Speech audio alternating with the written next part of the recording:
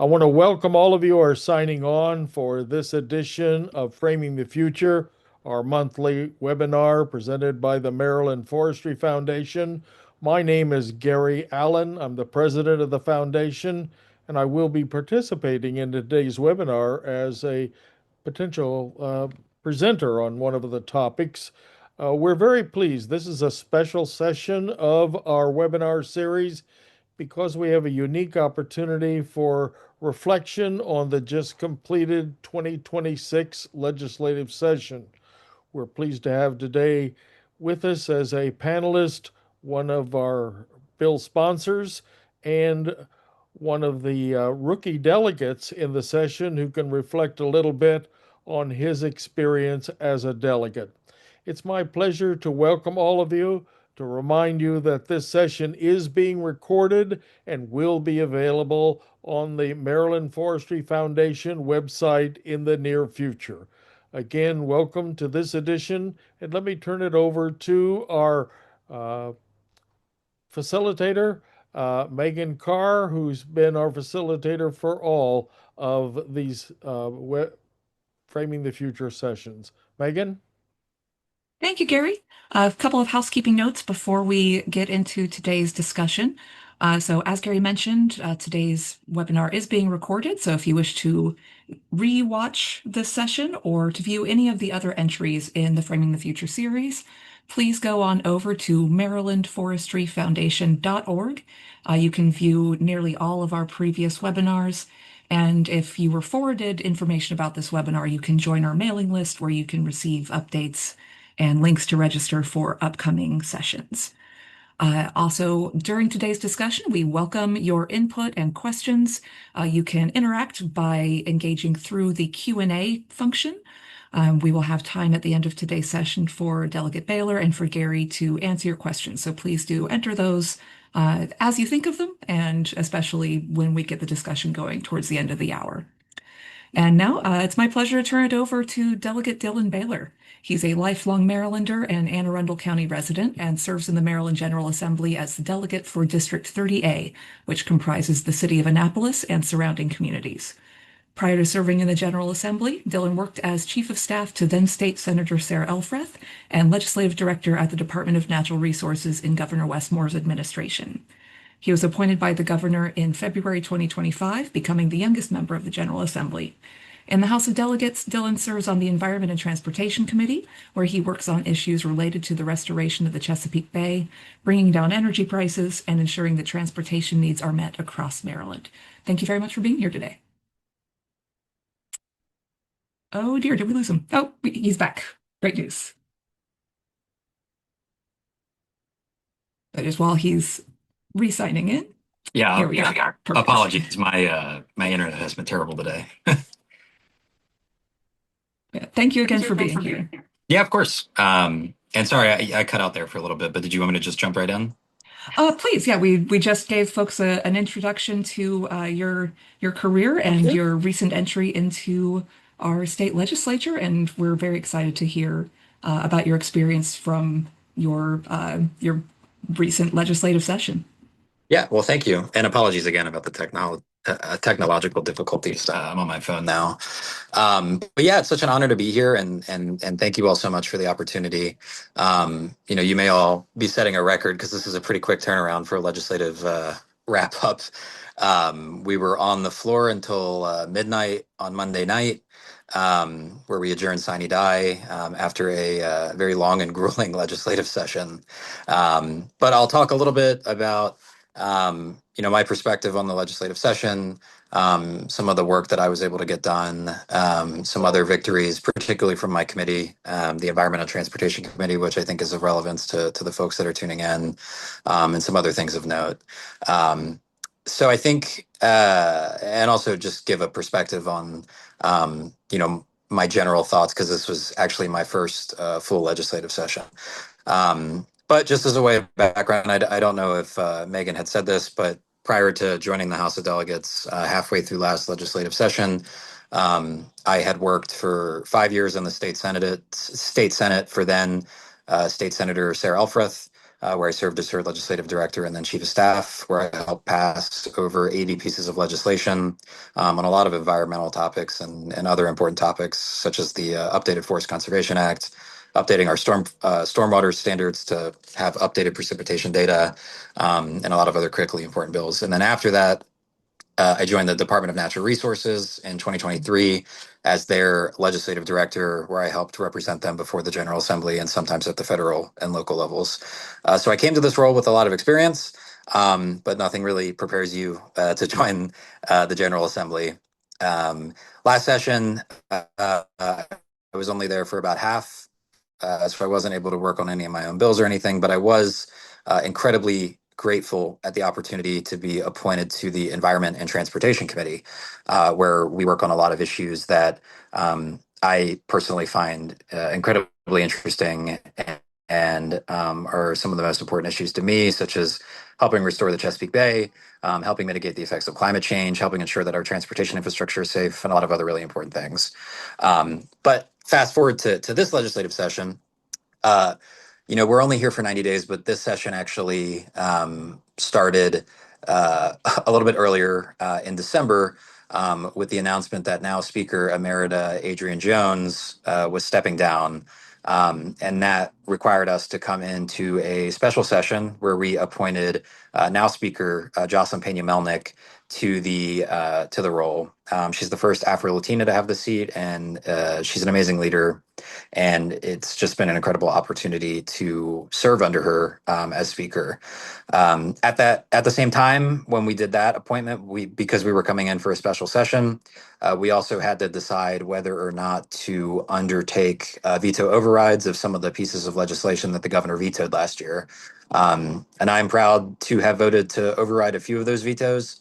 I think a few of note that I think are really critically important was a commission to study reparations in the state, the Renew Act study, so that way we can really study what the impacts of polluters, and what that's causing with regard to climate change, so we can really be able to come back in a future year and generate necessary revenue to do necessary climate change mitigation work across the state. And lastly, the data center study, so we can really have a better grasp of the impacts that data centers are having across the state. So that was around mid-December.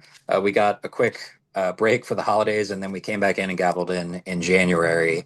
And Speaker Peña-Melnick set out three big topics and three big priority points for us to work on this legislative session: affordability, accountability, and opportunity. And I think those themes really worked their way through a majority of the legislation that we focused on this session. I'll talk a little bit about some of the bills in a second, but one big thing of note that the speaker did when when the session started was she kind of reorganized the House in a really important way. Last session and for quite a while, we had 6 standing committees in the House. And one of the speaker's first actions was to reorganize the House and add a 7th standing committee. So that was the Standing Committee on Government, Labor, and Elections. So that committee deals with everything related to procurement, information technology, elections, labor law, and a lot of other critically important things. But with that, she also reorganized some of the topic areas. So last session, the Environment and Transportation Committee, where I serve, dealt with all issues related to housing, which is a critically important topic right now. But this session, we moved housing policy out of the committee, but we gained energy policy, which is arguably the most important issue that is affecting Marylanders across the state and the rising energy rates. So that's kind of what we walked into during the legislative session. I'll talk a little bit about my work and then a little bit about the Environment and Transportation Committee's work. And then I'm happy to take any questions because we'd love to hear what you all are thinking. But generally speaking, I kind of view our role as state legislators.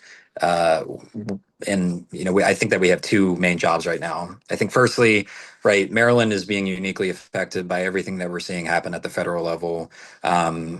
the Doge cuts to federal workers is acutely impacting our economy here in the state.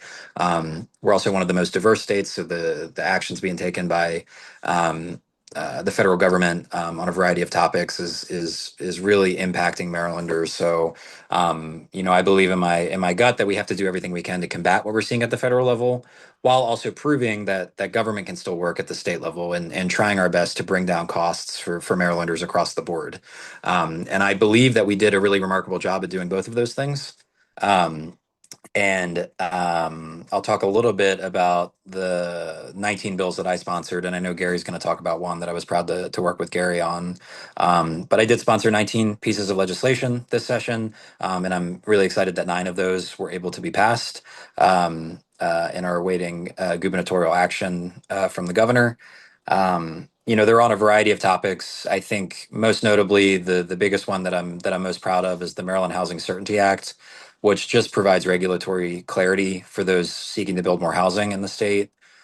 We know that we're facing a 100,000 unit shortage of residential housing units across the state, and we just have to build more. I am a big proponent of smart growth and building where we should build, and I think this bill will ensure that there are very clear regulations for those that are trying to build more housing. Just a few other small bills that I was really proud to work on that were passed is I had a bill to add student members to library system boards across the state. I'm the youngest member of the General Assembly. I don't know if Megan had said that, but it's a very cool honor. But I'm trying to do everything I can to elevate student voices in the conversation, and we know that students are using more and more libraries, so we want to make sure that their voices are heard. At that table. And then one other big bill that I just want to touch on was providing an increased income subtraction modification to our first responders. We know that a lot of retirees are struggling to stay in the state, and this bill, the bill would increase retirement benefit to those that have served our community so well. But I think, as I mentioned previously, the majority of my work this legislative session was really focused on the energy bill that we crafted. Was appointed to the new energy subcommittee on the Environment and Transportation Committee, and there were a lot of long nights during the legislative session to try and find a solution to the challenges that Marylanders are facing with regard to increasing energy rates. And the bill's massive. It's a huge bill, and I could probably talk about it for like 2 hours, but I do want to go high level over some of the key provisions because I think it's important to realize a lot of the good that's in this bill. The provisions of the bill that I am most excited about, the one provision that I am most excited about is the banning of the use of what are called forecast test years. So right now, when a company like BG&E goes to the Public Service Commission to plead their case to be able to raise rates on us, the ratepayers across the state, the Public Service Commission, it's a relatively new practice, but they've been allowing the use of these things called forecast test years. And what that means is that companies like BG&E are allowed to go in and they're allowed to future project costs and be able to say they're going to spend this much money in the future and that they should be able to raise rates to be able to pay for that in the future. Prior to the use of these forecast test years, it was always based on historic spending. So what that means in practice is if we're allowing the corporate utilities to project out their costs, there's an inherent bias and an inherent incentive there to be able to overspend and spend money on things that aren't necessarily needed. So we ban them for 1 year, and that in turn will allow the use, going back to the use of historical test years, which means that the rates that we pay will be better aligned with actual spending as opposed to projected overspending. We also required the Public Service Commission to study the practice in the long term and find a long-term solution.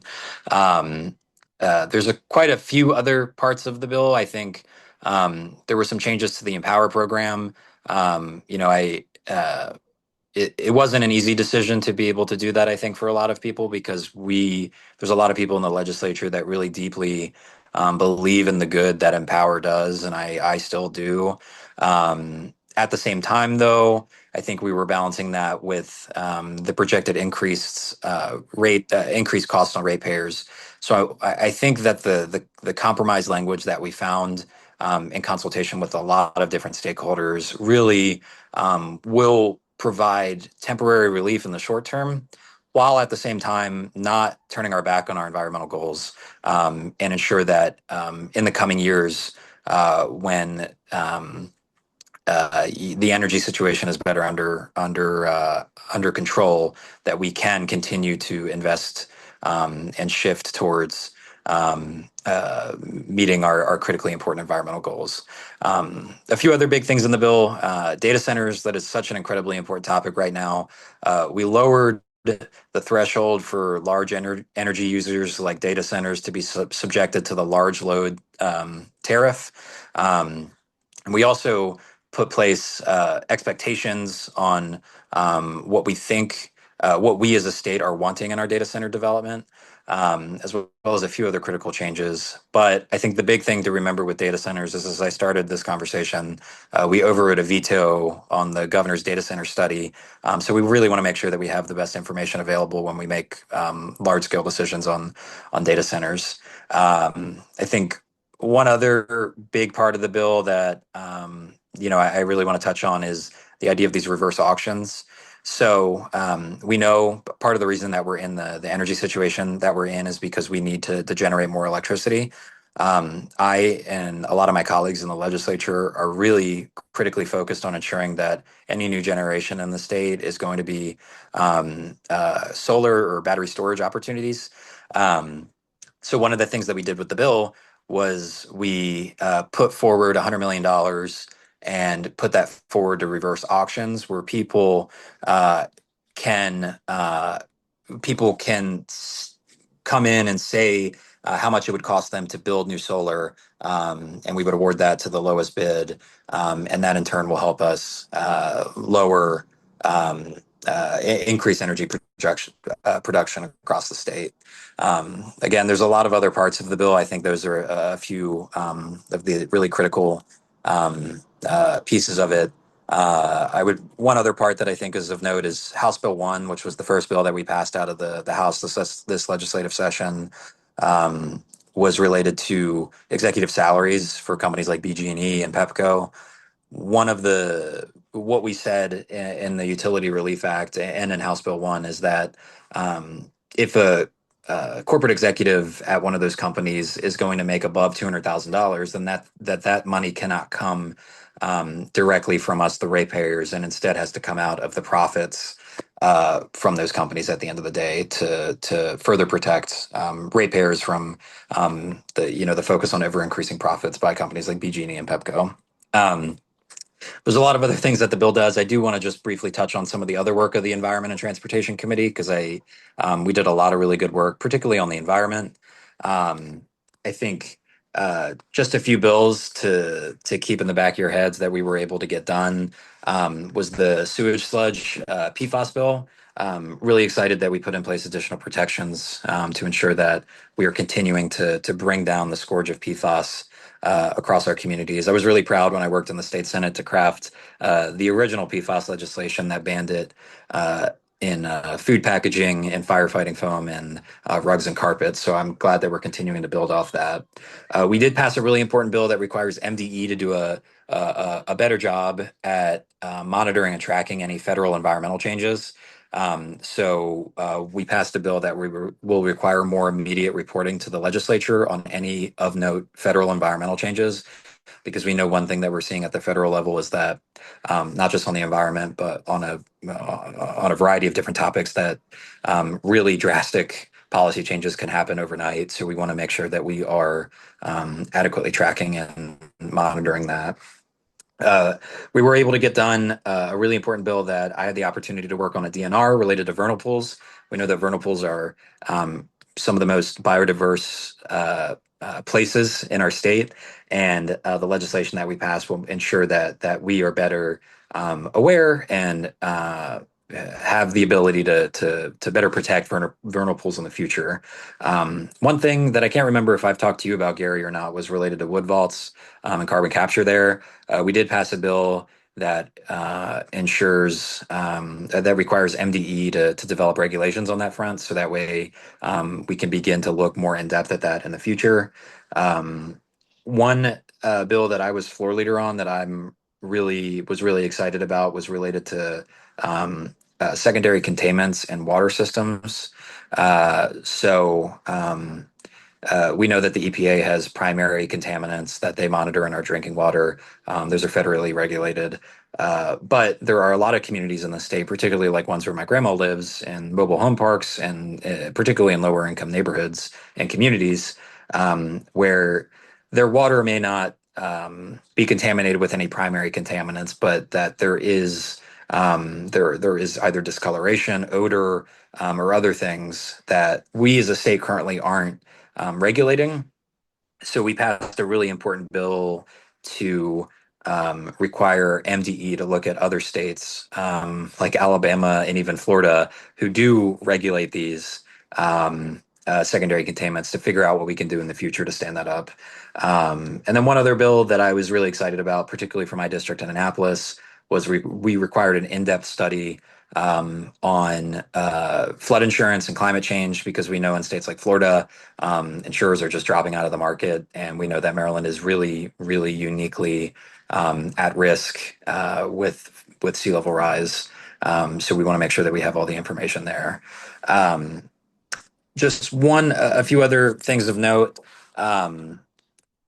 I think and we'll talk a little bit about ecological services, I think, in a little bit, but one bill that I did sponsor that I thought we might be able to get done, but it ended up not being able to get across the finish line, was the Cherish Act, where we were going to really, for the first time in the state, put in place the protection of communities from ever increasing cumulative impacts from pollution into MDE's permitting process. And I think there's been a lot of other states like New Jersey who have made progress on this topic. And we know that, particularly in the lowest income communities in the state, in places like Baltimore, we know that the same communities over and over and over again are being subjected to ever increasing pollution. So that bill would have ensured that if there were new permits coming online or even renewals of existing permits, that those cumulative impacts were incorporated in the permitting process. And unfortunately, that bill didn't make it across the finish line. I am hopeful that in the future, it will be able to make it across the finish line, because it is one of the most substantive things we can do to protect our most vulnerable and our most marginalized in the state. And then, yeah, I'll just end on kind of giving some of my thoughts. So as I said, this was my first full legislative session. It was very interesting, and it was it is an awesome opportunity to be able to serve my community and the state in this capacity. But it was I don't want to say difficult, because I think every session is difficult, but I think we, as a General Assembly, really found an important path forward with everything that we're seeing at the federal level. I think we put in place really important protections to protect Marylanders and set our state up to be protected for what we're seeing over the next year, while at the same time doing everything we can to bring down energy costs, to bring down housing costs, and even bring down grocery costs. One of the really cool bills that we passed was the banning the use of dynamic pricing. So that's something that companies like Walmart are starting to use, where they use AI and a variety of the data that they have on all of us, and they have electronic prices on the shelves, and they are able to change those prices based on how much they think that each of us could pay for an item. And we were able to successfully ban that this legislative session. I think we're the first state in the nation to do that. But yeah, it was really an amazing legislative session, and we were able to get a lot done. Even in the budget situation we're in, we were able to pass a balanced budget that I really truly believe reflects our values without any new tax increases, while also not really acutely cutting any critically important program that I know a lot of us care about. So I feel like I'm rambling on. a little bit. So I want to wrap up there and be able to answer any questions. But I just want to thank you for the opportunity to be able to be here with you and provide some semblance of an update 40 just a few days after we adjourn Sine Die. Well, thank you very much, Dylan. I really appreciate the overview you've just provided us. And let me simply say it was a pleasure to work with you throughout the legislative session. I'll make a couple more comments on the bill and issues that we continue to talk about both during and now after the session. But let me compliment you on your work and its ambition, uh, uh, and frankly, your enthusiasm with which you tackled all of these new tasks. And it's my hope that we'll be able to continue to work with you in the coming legislative session. Your leadership has proven invaluable to both forestry and the work of the Environmental Committee. So I think that it's a valued opportunity. And now that your rookie season is over, it's time to step in and really step up and work hard to get us ready for the next session where we can go up to bat again. Let me talk a little bit about what that might mean in the session that is ahead. So I'm going to turn on this session right now and see that if I can get all of this. Hold on a minute. Uh, at least I got to see if I can do all this again. There we go. There we go. Oops. All kinds of views come up. There we go. Okay. So I think this works right now. You guys can see. First, let me simply say that I want to again thank all of you who are attending this particular session of Framing the Future, because this is a unique opportunity for me as president of the foundation to talk about the context of our larger view of the forestry sector and where the foundation tends to put some of its thinking resources, even though much of our actual financial resources are really focused in on private forest landowners and the Healthy Forest, Healthy Waters program, which accounts for over 90% of our on the ground work here in Maryland. But frankly, we do a lot of work with policy, program, and project leaders throughout the state. And we have been working now with this administration for the past 4 years to help frame a larger set of uh, ideas in which to look at forestry in general. And so we've become, based upon some work that began in the previous administration, which was called the Economic Adjustment Strategy, we began looking at how to revolutionize the forestry sector by looking at a forest ecosystem management vision for the future that focused on ecological services of forestry and a broader context of its value as a for preservation and protection as land cover in the state of Maryland. We consider this a kind of a visionary strategy intended to challenge and inspire our program leaders and landowners to take bold action to promote healthy forest stewardship. Uh, that means that a lot of actions are involved in this. So let's talk about what an ecological service strategy really is. It's a comprehensive approach designed to look to how to manage and enhance the beneficial ecological services of forestry cover to the larger society. So its key provisions would be to look at the forestry cover in terms of its provisioning for these benefits, how it provides such things as clean water, clean air, food services, fiber and wood services, and the economic benefits that are derived from those. But overall, it's a focus on the regulation and provision, the strengthening and enhancement of healthy ecological services so that they are preserved for climate regulation, water purification, and the reduction of overall carbon pollution in the atmosphere. And obviously, they provide some ongoing cultural services as well. What these things do overall, then, is a comprehensive strategy that stresses the value of these ecological services, how they're managed and preserved through good forest stewardship by landowners. So, our objectives is to integrate these ecological values into public policy and ensure that they are recognized in values in land use planning and policy making. I point that out as the first overall objective because that was the motivation behind the Stewardship Act. The Stewardship Act, as we'll talk about again in a few moments, emphasize the value of ecological services and for the first time would have codified those values as public benefits.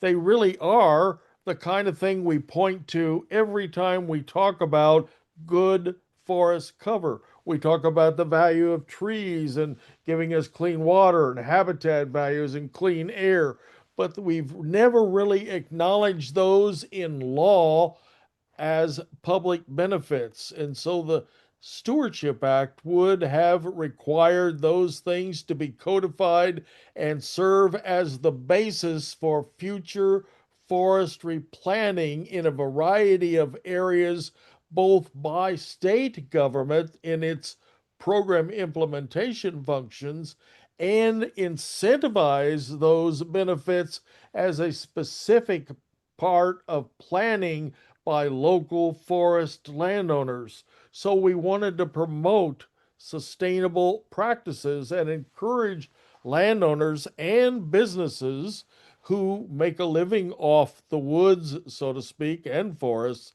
to adopt practices that enhance the ecological health of the landscape while providing environmental and economic benefits for the larger community so that the public benefits, those broad services that ecological services are defined as that we kind of take for granted whenever we plant a tree, becomes something that becomes the central core of the preservation, protection, and enhancement of forest cover in the future.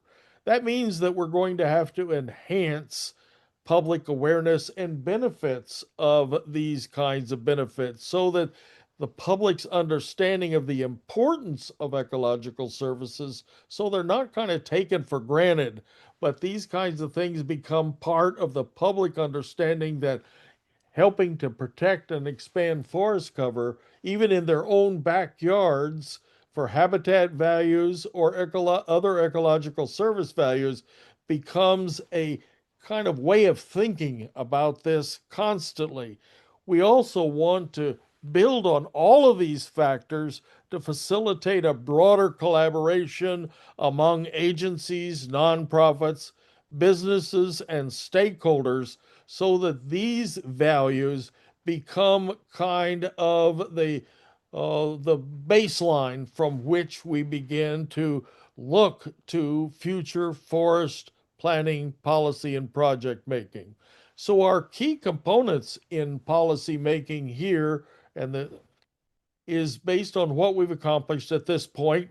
And those of you who followed the foundation's work know that just about 3 years ago, as we kind of began to develop these ideas, we commissioned a study called the Alignment Study, which looked at the various ways that forests are defined in various pieces of legislation passed over the past 80 years. We identified the differences in those kinds of approaches and where we can find both common ground among these various pieces of legislation because they'd frequently in administration been kind of siloed, and where we can see some gaps. And the biggest gap that we noted, obviously, was the lack of the definition in law of ecological service benefits. So we began to try to look at how we can uh, monetize these benefits, that is, attach financial values to them, much like we do in other areas of environmental planning, and look at how they can be codified in law so that ecological services becomes a common denominator in this planning. We looked at the need to fill that gap by developing the Forest Stewardship Act proposal. And Delegate Beyer stepped forward because he had had some work in his prior career at the Department of Natural Resources in reflecting on some of these problems. We asked him, with his new appointment and in his rookie year, to help us develop a piece of legislation that would encompass these ideas. And he was kind enough to step forward and agree to do that. So that proposal went forward this year. The only trouble was, in order to incentivize, not merely codify, these benefits by private forest landowners, we felt that some money needed to be put on the table, and therefore the proposal actually had a financial component. It proved to be as we expected it would be, and I want to emphasize that we expected it would be, a financial handicap in the legislation in a fiscally constrained environment that the delegate just outlined. Recognizing those handicaps, we still persisted and went forward with the draft legislation, even though we anticipated it would not pass, and indeed it has not passed. But we persisted, in fact, because we felt that, based on the political history of activities in the forestry sector, that it usually takes a number of years in order to achieve real progress and get people's thinking to kind of realign around fundamentally changed concepts like the value of ecological services as a public benefit, that is, redefining it a little bit differently, that these things take a little bit of time, and that an election year, when people were looking for topics and issues that they might potentially then support and sponsor, particularly in the future, that laying out the details of a broad policy change in this area would be of value. And Delegate Beyer agreed with that, offered his sponsorship of it, and it resulted in the draft Stewardship Act, which was presented to the legislature, House Bill 1260. But we know that we're going to have to persist in education and outreach in order to continue to educate stakeholders and policymakers about this legislation. We consulted over 15 stakeholders in putting together the draft legislation. But clearly, as those who participated in the hearings can see, there was still some misinformation and some misunderstanding about the details of the bill. It's our intention to address those issues in the coming year as we look ahead to the 2027 legislative session.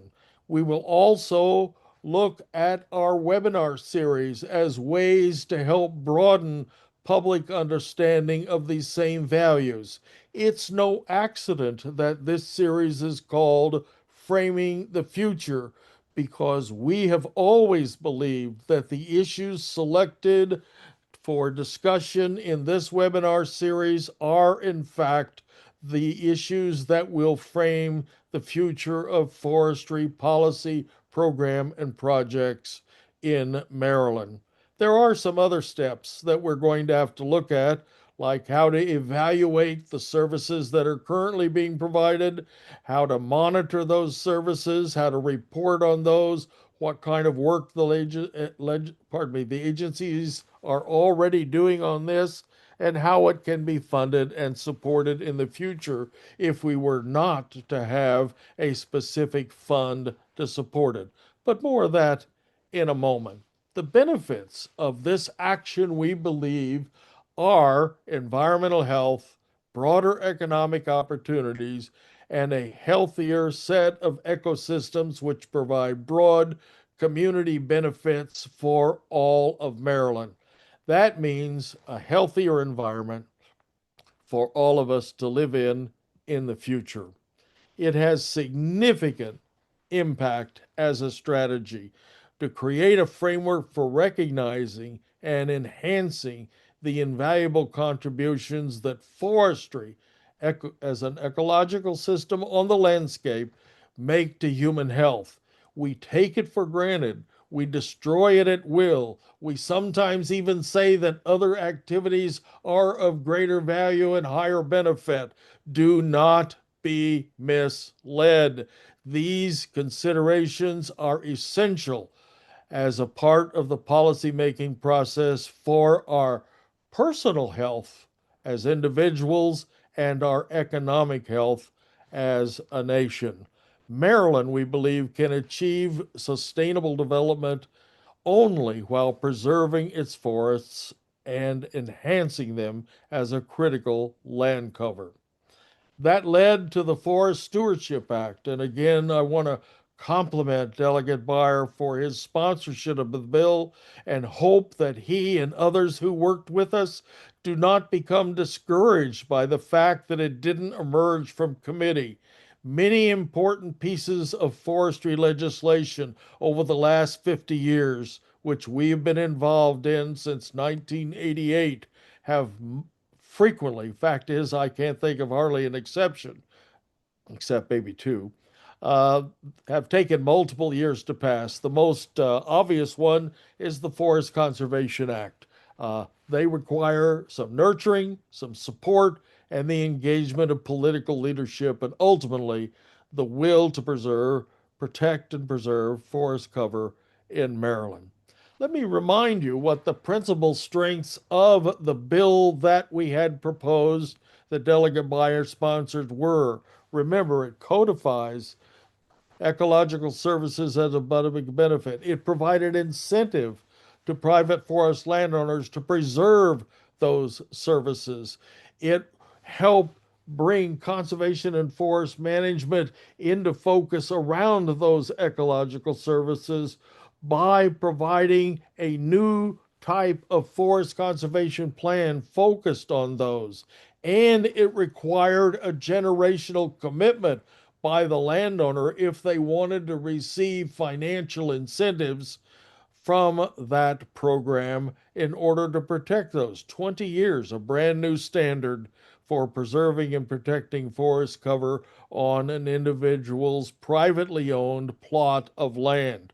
It established a fund in order to continue to provide those payments to the landowner over that thing, and it required the agency to develop a pilot program to test all of these ideas for 3 years before they were fully implemented. And finally, it put a timeline on the whole thing saying, hey, we want to know that this is working, and so we're going to give it a generational commitment to evaluate it. It has a way to replenish the fund without the government coming back with constant replenishment, but it would all have to be evaluated and reported back to the legislature by 2050. We thought it was a well-rounded and thoroughly grounded piece of responsible environmental legislation. Obviously, some were threatened by the fact it had a fee, it had a pilot, it had a new framework, it codified new values. Whenever things change, those who are invested in the present arrangements always manage to see those changes as a potential risk to something they might value. So clearly, we're going to have to do a better job, a broader job, a more thorough job of educating stakeholders and the public about what we intend to accomplish in the future.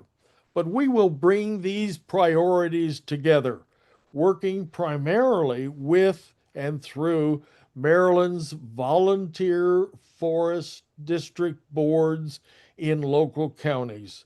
The foundation has a new relationship starting in 2026 to the local boards in which they are transitioning to chapters of the foundation under a new arrangement which the Department of Natural Resources has initiated. That whole process we expect to be implemented by the end of 2026. And therefore, these priorities, we hope, will come together to help support more actively and more strongly the Maryland Ecological Services Forest Strategy.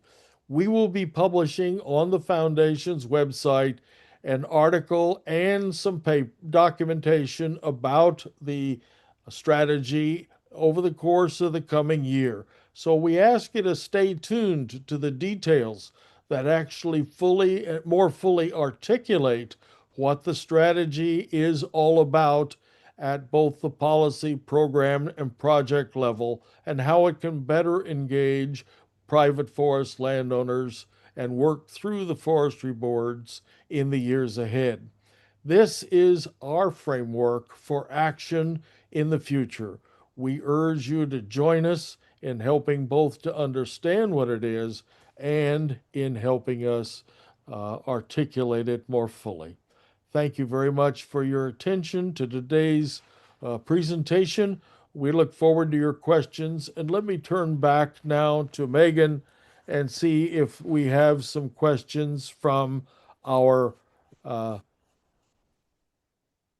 people that have tuned in today. Great. Thank you, Gary, and thanks to both you and to Delegate Baylor for uh, walking us through today's presentations. So we don't currently have any open questions from the audience, but we absolutely welcome those. While we wait for people to enter some of those questions, one thing that I was really curious to hear from Delegate Baylor about, it would absolutely not be the case to say that you were, new to legislative sessions, but you're certainly, you certainly had a new perspective on them this season with, being on the side of being on the legislature. Could you talk a little bit about both, of course, you had extensive experience coming in with shepherding legislation through, but now that your role in that process has changed, how that affected your experience and any feedback or reflections that you have on that? Yeah. Um, yeah, no, I definitely knew where the bathrooms were already when I came in. No, I just, um, uh, no, I think it's good. It is helpful to be able to understand how to, um, having worked in the legislature and at DNR, having the idea of how to actually like go about getting a bill passed and having that experience has been really helpful. I will say it's just completely different. On like a more personal note, sometimes I struggle with remembering that I am a delegate as opposed to like the staff person, particularly in like meetings and such when I realize that I can actually just kind of say what I think right away. So it's been good to kind of lean into that and to grapple with that. It's probably a lot more fun as a staff person, the legislative session, but no, but I think all in all, being able to have having been able to work in the Senate and at DNR really, I feel like gave me a leg up to be able to understand, how to talk to committee counsel, how to be able to draft amendments, how to be able to do all that stuff to really be able to get, 9 bills passed in my first full session. Great, thank you. And the questions are starting to roll in, so we'll start in with a question from Sam. Compared to prior seasons, was this season more or less successful for environmental progress? Uh, that's a good question. I think that I don't want to I don't want to give a political answer, but I think there were certainly some wins and some losses, right? I think some bills that I would have loved to see passed that didn't get across the finish line, the Transit and Climate Alignment Act, right? So better ensuring that we're looking at roadway alternatives and infrastructure development in the state. Got through the House, didn't get through the Senate. My bill, like I was talking about, the Cherish Act, could have been a really significant environmental achievement to make Maryland a leader in protecting from cumulative impacts. Um, at the same time, though, I do think that there were really significant wins, right? I talked about PFAS sewage sludge, and I think this energy bill, you know, I know that some people are not. The Empower changes will bring down rates, but will lower the goals temporarily. But I think that there's a lot of really other amazing things in that bill that will increase renewable deployment, increase battery storage opportunities, and make sure that we are building a greener future for the state of Maryland. So I would say it's a bit of a mixed bag, but I'm proud of the work that we were able to get done with the budget situation that we're in. And I will say, if sorry, I'm rambling on, but one other thing I'll add is um, part of the reason why I wanted to join the House of Delegates was as an environmentalist. I think that a lot of people focus on um, the green energy side of environmental policy, which is really important. But I think there are fewer and fewer people that care about forestry and like natural resources and living shorelines and oysters and striped bass, right? Particularly in the legislature. So my goal in the long term is to be able to work more largely on those issues as well. All right, Gary, did you have anything to add to that?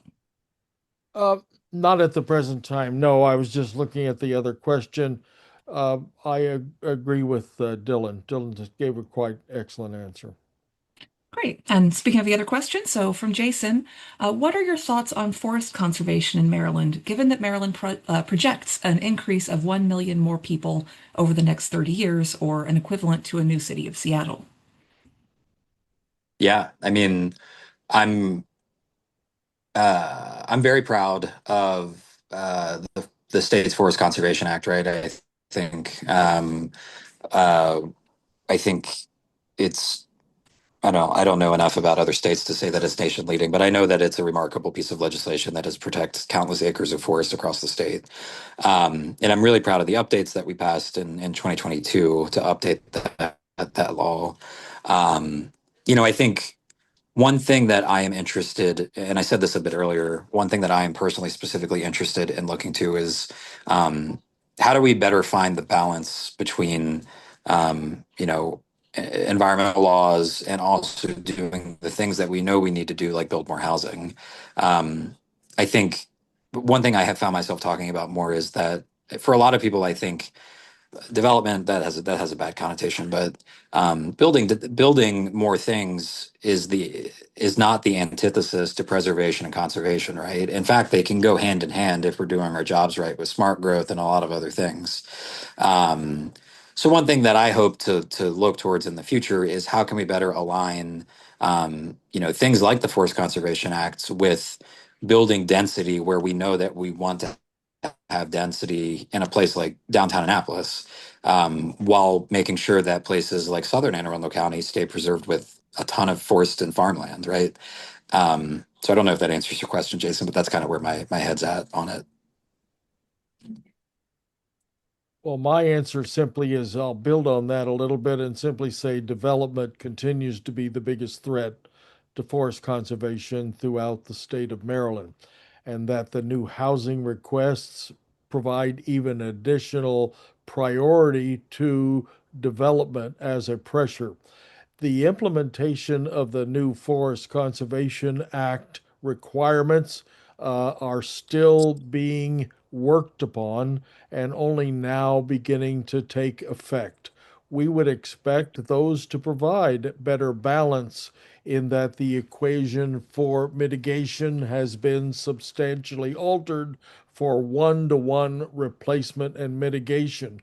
We think that's good. So we're going to have to provide some more incentives in certain critical urban areas so that we begin to help educate the development community to look toward a concept called conservation by design, where they begin to look less at the sprawl characteristics of new houses, but begin to look at how we can preserve natural resource values in the development process itself so that it is not looked to be a handicap on that process. So I really thought Delegate Byers' comment about helping to bring a better balance to this process is indeed the way in which policymakers should be encouraging development community in the future. I would hope that his ideas catch on even more widely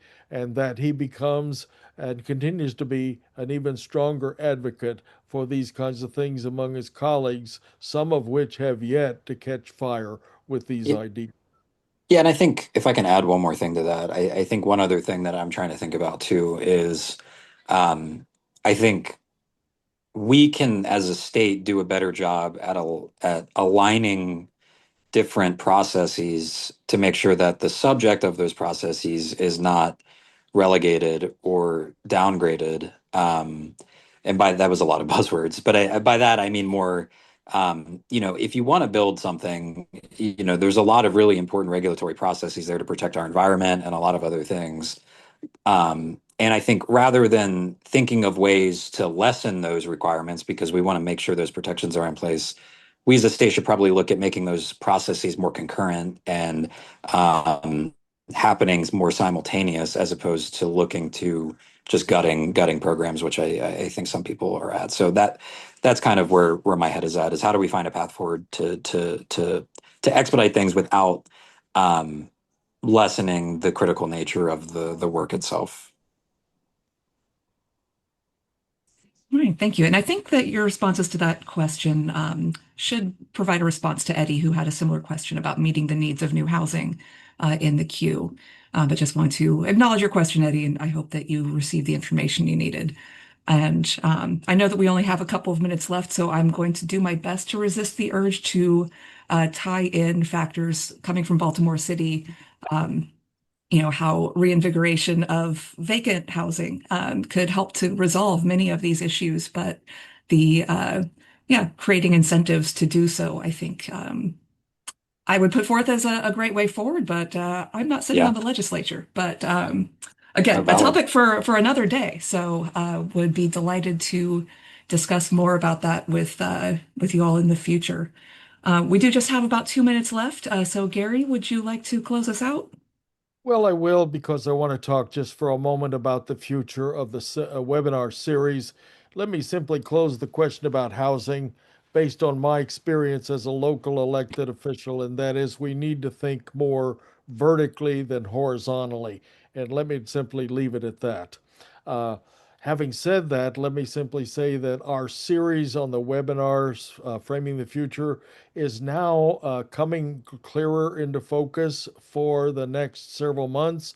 And I want to remind you that next month we're going to be talking about artificial intelligence and digital forestry and some of the most innovative programs here in the state of Maryland on the University of Maryland campus and around the nation that are bringing to bear the new AI intelligence to forestry planning.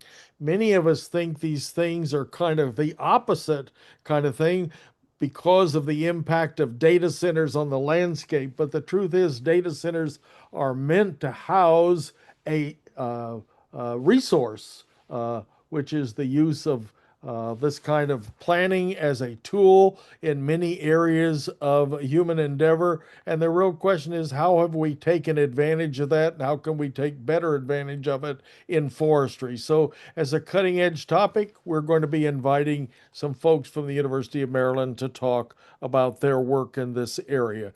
And then in June, we'll be turning to our Mel Fellows, of which Megan was one of our first, to talk about their experience in careers in forestry in the future and what's coming of age in that area in the natural resources areas.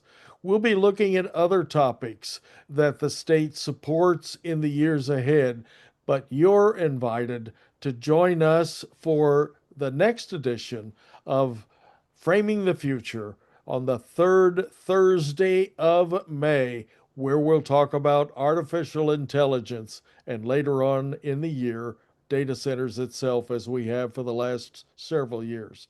So, again, I want to thank you for joining us today, and I want to thank Delegate Byer for the wonderful insights he provided as a rookie legislature, and we wish him every success in his coming career as a political leader in our state. So, thank you, Dylan. Appreciate you. your help and support.